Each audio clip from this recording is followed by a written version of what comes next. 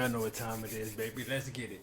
Yo, what it do? SRT gang. It's your boy with the fat SwaggyReacts, and we are back with another reaction video, man. And y'all already see the title. Y'all already know who we reacting to, bruh. Shouts out to Mr. Ballen, you feel me? He done dropped some more content for us, because I just gave y'all one the other day, man. So make sure you guys go, like, run the views up on that joint if you ain't seen it yet, bro. And, bro, like, we're only, like, bro, like, what, 100 subs, 200 subs away from 50K, man. So go ahead and get me over that threshold, man. It'd be greatly appreciated, man. That's a crazy milestone for me, man. So it'd be greatly appreciated if you guys aren't subbed up to subscribe to the channel. And if you are subscribed to the channel, share the video on all your social medias, because that's the only way that the video is going to get out there, whatever that's going to be seen and all that shit, man. But you already know what to expect from Mr. Ballen, man. One of the best storytellers of the game. Like, today we're going to be checking out, I'm like, his insane death shocked the country, bro. So like, share, comment, subscribe, gang. I ain't finna hold y'all up, bro. I ain't finna hold y'all up, because I know y'all like just ready to get to the video, man. Let's get into it, gang. Let's get it. In the winter of 1985, a large American black bear was wandering through a forest in Georgia when it saw something strange lying out on the forest floor. Interested, the bear wandered over and began pawing at it and slashing at it, until finally the bear ripped this thing open, and immediately this strange flowery smell filled the air. Less than 10 minutes later, that bear would experience something that literally no other living thing on Earth has ever experienced. What? And that is just the beginning of one of the strangest stories that's about to take the world by storm, because a major motion picture has been made about this bear that's going to be released in February of 2023. But before we get into this... Hold on, whoa, February of 2023? What? What? That's going, because a major motion picture has been made about this bear that's going to be released in February of 2023. So but based before off we get a true into story, this, huh? So based off a true story, so they're about to drop a film about it. I'm definitely ready for it. Let's go. Totally bizarre story. If you're a fan of the strange, dark, and mysterious delivered in story format, then you've come to the right place, because that's all we do, and we upload once a week. So, if that's of interest to you, please offer to make the like button a ham and cheese sandwich, but don't unwrap the cheese slices. Also, please subscribe to our channel and turn on all notifications so you don't miss any of our weekly uploads. Okay, let's get into today's story.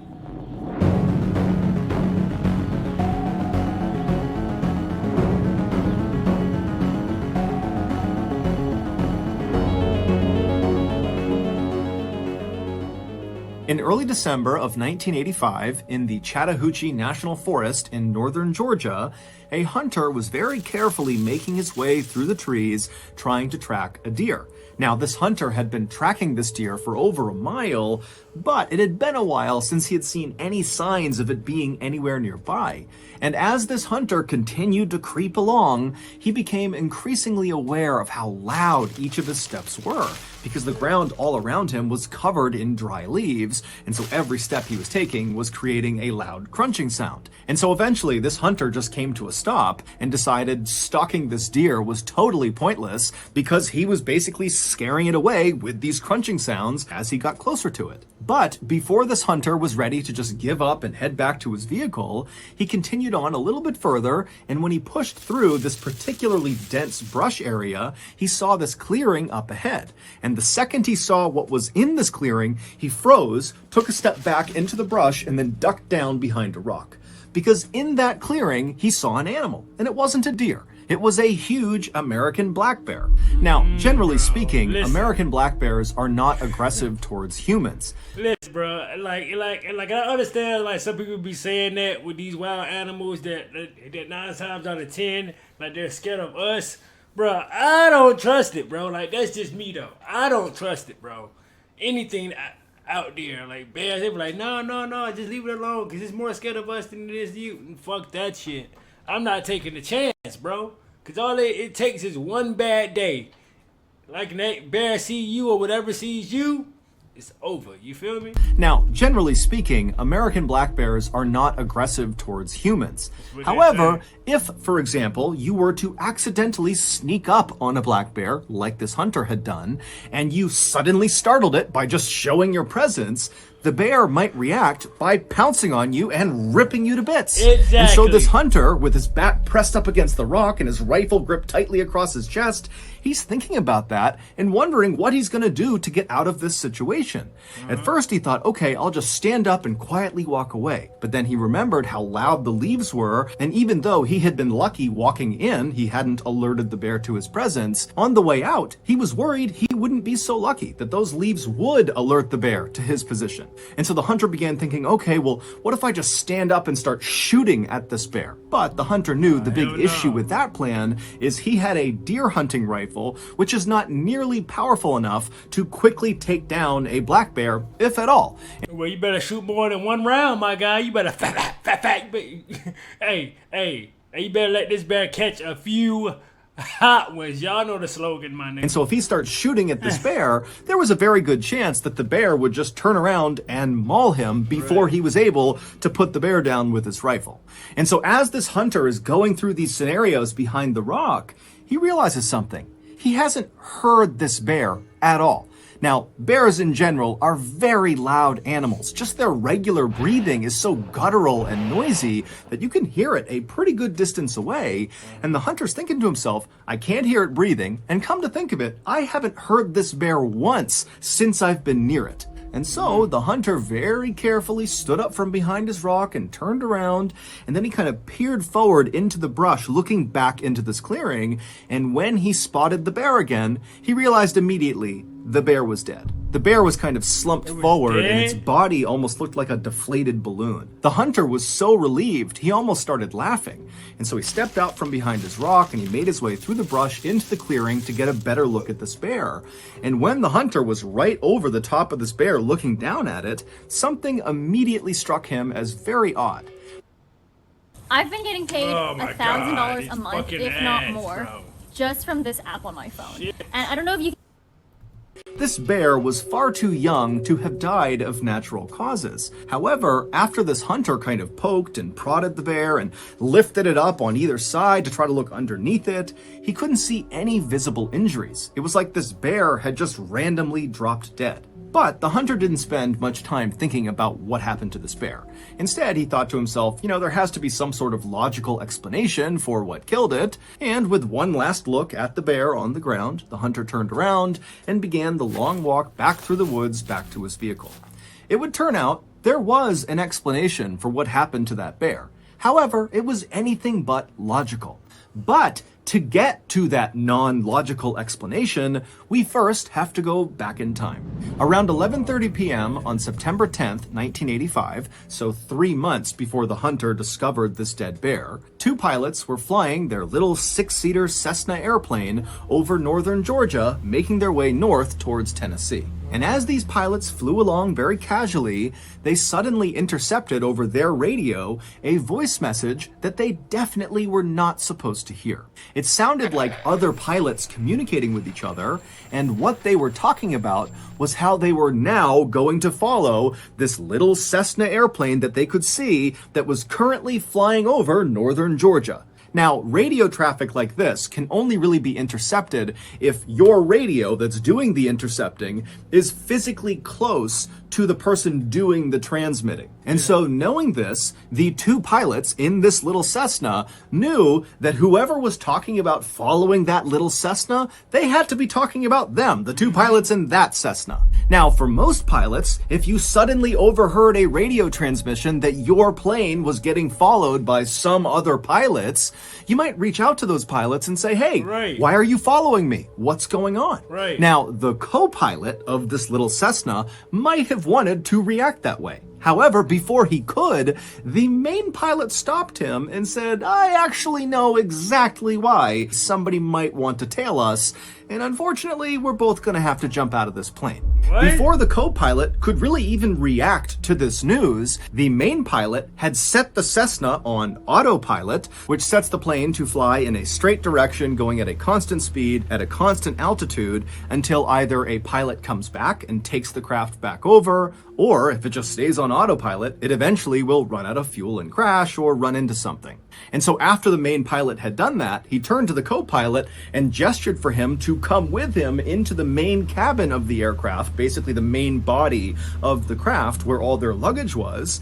And the co-pilot, he's so confused about what's happening, he's so panicked that he just follows the main pilot. So the two of them, they climb back over the two front seats, they go into the main body of the craft, and the main pilot begins strapping parachutes onto some of their luggage. And as he's doing this, he tells the co-pilot to open up the side door of the plane. And so again, the co-pilot is just so caught off guard, he has no idea how to handle this, and so he reaches over and he slides open this door of this moving plane. And as soon as he did, this huge rush of cold night air blasted inside of the cabin, and it became so loud from the howling wind coming in that the two pilots couldn't even talk to each other. And then the main pilot just began pushing the luggage out of the plane. Nah, bro, I think it's drugs or something in that shit, bro. There's no way, you just pushing luggage.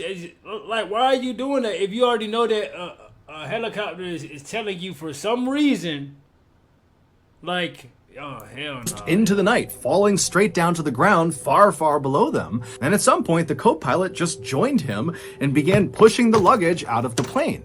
And then after all the luggage was out, the main pilot shoved a parachute into the hands of the co-pilot and said, put it on. He had to gesture for it because they couldn't hear each other. And so as this co-pilot's struggling to get on his parachute, the main pilot puts on his chute. And then right after the co-pilot has just barely got his parachute on, the main pilot pushes him out the side of the plane, and then the main pilot jumps out.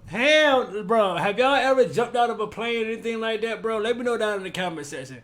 Me, no. I haven't even never been on a plane, so don't look at me like that. No, I have never flew on a plane. I'm sorry. So it is what it is, bro. I just haven't. I never had a reason to go.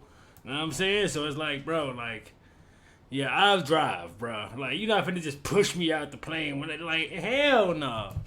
Out after him. So they basically abandoned their plane, which was still set to autopilot, so at some point, it was just going to crash. About 5 hours later, in a suburb of Knoxville, Tennessee, an 85-year-old man named Fred Myers was just waking up. Fred always got up before sunrise. It was part of his daily routine. He would wake up, he would get dressed, he would wash and shave his face, and then he would sit down and read the local newspaper. This simple routine was actually very important to Fred because recently he had been diagnosed with Alzheimer's disease, which is a progressive disease that destroys memory. And so having this sort of set routine helped him manage his symptoms. Basically, at least in the morning, he could go into autopilot and go through this routine and not get confused. However, on this particular morning, something would happen that would leave Fred more confused than he had ever been in his entire life. Fred had made it to his bathroom, he had washed his face, and he had begun shaving when out of the corner of his eye, he noticed something strange outside in his driveway. He could see it through a nearby window, but it was still so dark outside, Fred couldn't tell what this thing was out there. And so feeling very curious, Fred put his razor blade down and he made his way over to the window to get a better look.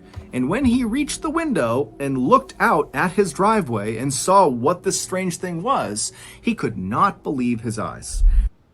Here's one thing you need to do before you start your holiday shopping. Don't spend another dime on Amazon until you watch this first. There was this huge parachute out on his driveway, and on the parachute was the main pilot of the Cessna. What? After the main pilot had pushed the co-pilot out and leapt out himself, when he pulled his ripcord, his chute either didn't deploy or when it deployed, it didn't inflate fully, and so he was forced to go to his reserve chute. but it didn't inflate fast enough to stop him from crashing into the ground. And so the main pilot slammed into the ground, basically at terminal velocity, and so he sustained catastrophic internal injuries, and he died within a couple of minutes of hitting the ground. Fred was so stunned and confused at what he was looking at that without saying a word, he just turned away from his window and walked over to his phone and called the police, shaving cream still on his face. When the police arrived at Fred's house that morning, they were expecting to see a dead recreational skydiver on Fred's property. But when they walked up the driveway and saw the dead man for themselves, they knew right away this was not some recreational skydiver. He actually looked more like a soldier. He was wearing a bulletproof vest over some camouflage fatigues, and he had night vision goggles strapped to his head. But the dead man's shoe choice made the police think this guy could not possibly have been military, because on this guy's feet were not military-style combat boots like you would expect with the rest of his getup. Instead, he was wearing loafers, specifically Gucci loafers. So very expensive designer shoes. And so the police are thinking to themselves, who the heck was this guy, and what was he doing? The police would figure that out. However, first, we have to fast forward 2 months to late November 1985, so roughly 2 weeks before that bear was discovered by that hunter in Chattahoochee National Forest. Now, at this point in late November, that black bear was alive and well and living a typical black bear life in the Chattahoochee National Forest, which meant he mostly spent his time wandering around the woods looking for something to eat. And on this particular day in November, the bear was doing just that when out of the corner of his eye, he spotted something strange lying on the forest floor. It was one of the pieces of luggage that the two pilots had pushed out of their plane. It was this big, heavy duffel bag. Now, the bear had no idea if this duffel bag contained food, but the bear was optimistic, so it meandered its way over and began pawing at the bag with its massive claws, and pretty much immediately, his claws tore open a hole in this bag. And suddenly, the air all around this bear was filled with this glorious, flowery smell, so the bear put its nose directly into this rip in the bag and began sniffing and licking the contents of this bag. Bro, do y'all think it's like some cocaine or some shit, bro? Like what do y'all think it is, bro? Like, I'm just saying, bro, it could have been like drugs or something that was in the plane or something, bro.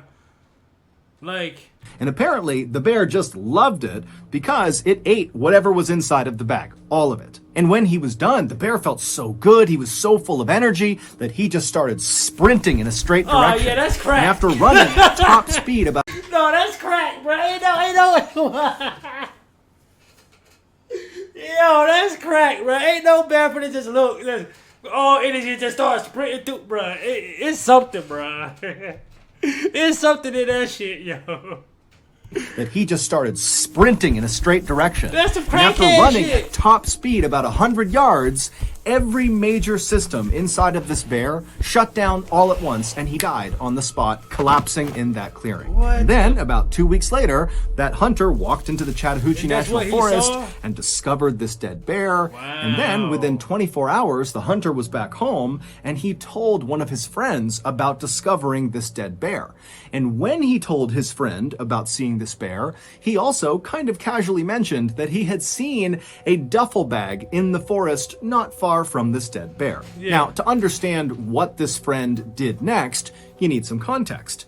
By this point in time, the police had actually figured out a lot about that dead man on Fred Myers' driveway, the main pilot of the Cessna.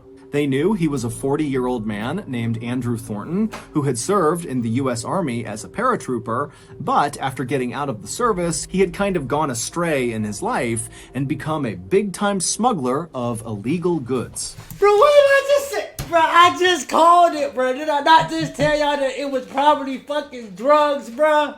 Was I not saying this? Come on, man. Give me my... Man, bro.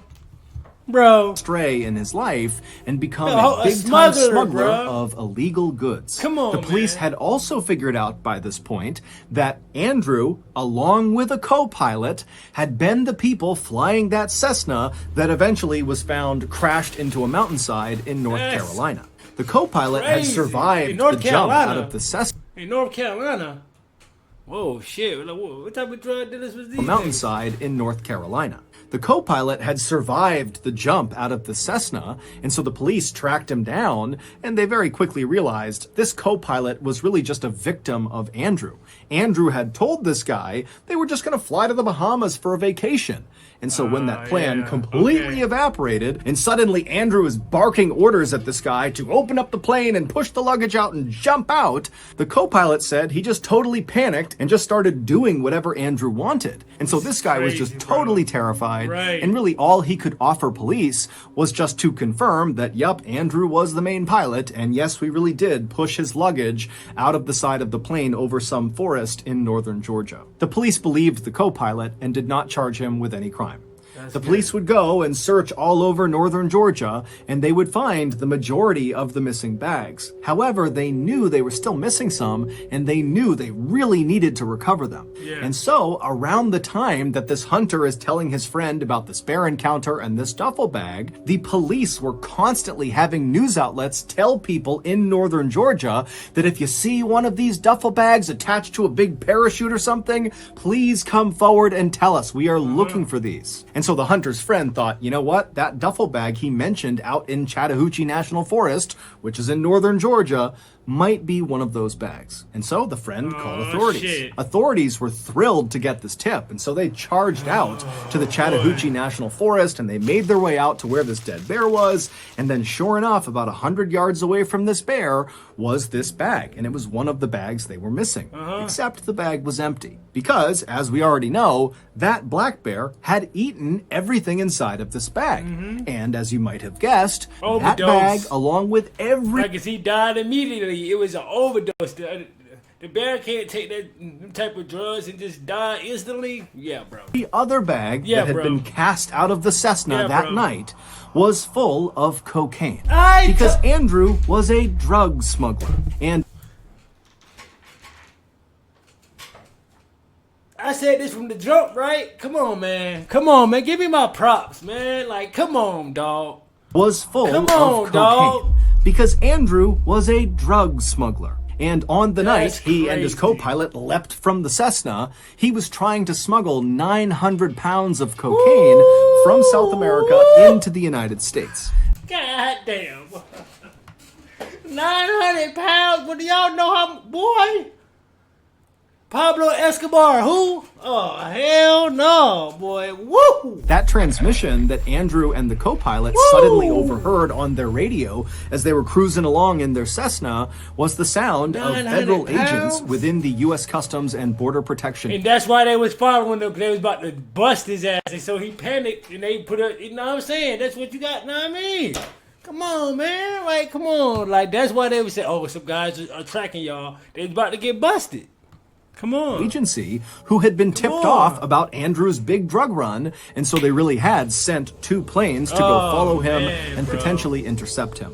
And so the authorities standing in the Chattahoochee National Forest looking down at this empty duffel bag had no idea where the cocaine went that was supposed to be inside of it. But on a hunch, they decided to bring the body of the dead black bear back with them and perform an autopsy on it. And sure enough, during this autopsy, the medical examiner would open up the bear's stomach, and the examiner would say the stomach was, quote, packed to the brim with cocaine. Thus ending the mystery of how this bear died. It died from a massive, massive cocaine overdose. But the bear's story did not end there. Dog. Normally, after an animal is autopsied, they are cremated. But for some reason... I'm getting good at these videos, bro. Like, come on, bro. Come on, man. This medical examiner decided not to do that, and instead he had the bear taxidermied, and then he gifted this taxidermied bear to the Chattahoochee River National Recreation Area. And then from there, the bear changed hands many times. Over the next 2 decades, no one knows exactly who had the bear and for what reason, but there were reports that at least at one point it was stolen from a storage facility, and then it was sold at a pawn shop, and then at some point the bear was in the possession of famous country singer Waylon Jennings, and then finally the bear found its forever home. Today, the bear is on display at the Kentucky Fun Mall in Lexington, Kentucky, and around its neck is a placard that reads, Cocaine Bear. Wow. Y'all niggas is petty. They said cocaine bear. Why? Y'all are petty as fuck. So that's gonna do it. Yo, if you got shouts out to Mr. Ballen, bro. Shouts out to y'all. Bro, come on, man. Like, how do y'all feel about this video, bro? How do y'all feel about this one right here, man? Because, again, Mr. Ballen always delivers with these stories, man. He never disappoints us, bro. Like, come on. I'm getting too good at these Mr. Ballen videos, man. Like, this dude is just like, bro. He never disappoints, bro. Like, and then this dude is a whole drug smuggler, bro. Know what I'm saying? 900 pounds of cocaine. Bro. That's crazy, bro. Tell me how you guys feel about this, man. Like, share, comment, and subscribe. Get this video to 300 likes, man. And let me know, like again, bro. Make sure you guys are tuned in when I just drop another one, bro. Because I really don't know when I'm going to be able to be 100% free again, man. Because I just be working so much, bro. But I love y'all, bro. Like, share, comment, subscribe, gang. And SRT gang. I am out this thing, man. Let's get it.